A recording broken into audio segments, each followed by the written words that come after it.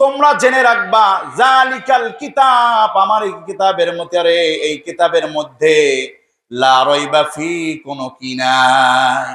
জোরে বলেন কি নাই? দুনিয়ার কোন রাইটার, কোন লেখক, কোন মুসান্নিফ আজ পর্যন্ত কোন কিতাব লেখা বলতে পারে নাই আমার কিতাবের ভিতরে ভুল নাই। আল্লাহ পাক রব্বুল আলামিন ভিন্ন ধর্মী আলোচনা লা রাইবা ফি বলে, দুনিয়ার সৃষ্টির মতো আমি স্রষ্টা নয়, সব কিতাব সৃষ্টির হাতের লেখা। আমি আল্লাহ পাক রব্বুল আলামিন যে কোরআন নাজিল করলাম, এটা আমার কালাম, আমার জবানের কালাম।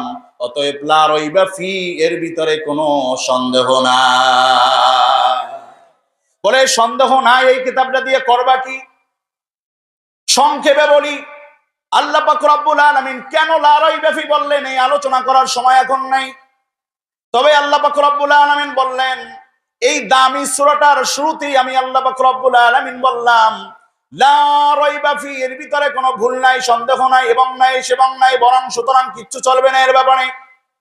কারণ আমার রবের কালাম, দুনিয়ার কোন মানুষের মুখের কথা না। আমি আল্লাহ পাক রব্বুল আলামিন আলিমুল গায়ব, আমি সত্তার, আমি জব্বার, আমি রহমান, আমি রহিম, আমি মালিক ইয়াউমিদ্দিন, আমি ইয়াকা নাবুদু ওয়া ইয়াকা নাস্তাইন।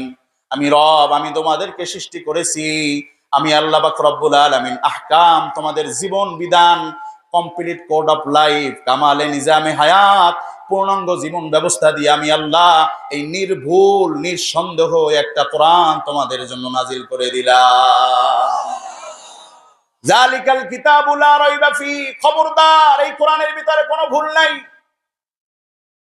কোরআনে যা বলছে সব সঠিক, ভুল মনে করা যাবে না। কোরআনে ইসলামী রাজনীতির কথা আছে না নাই? জোরে বলেন আছে না নাই? আল্লাহর জমিনে আল্লাহর দ্বীন বাস্তবায়ন করার কথা কোরআনে আছে না নাই?